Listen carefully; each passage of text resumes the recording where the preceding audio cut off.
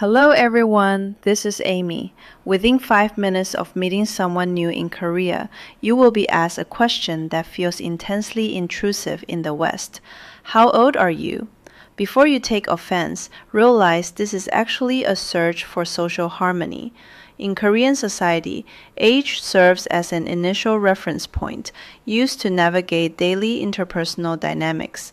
Until ages are mutually clear, speakers can be cautious about using casual speech prematurely. Knowing age clarifies when to use friendly, everyday polite speech, or 존댓말. Let's practice the common polite phrase for asking age. Listen closely. 나이가 어떻게 되세요? Once closeness is established, or with someone younger, speakers might shift to the casual register, or 반말. Let's practice a casual way to ask age among close peers. Listen closely. 몇 살이야? Asking age is actually a courtesy.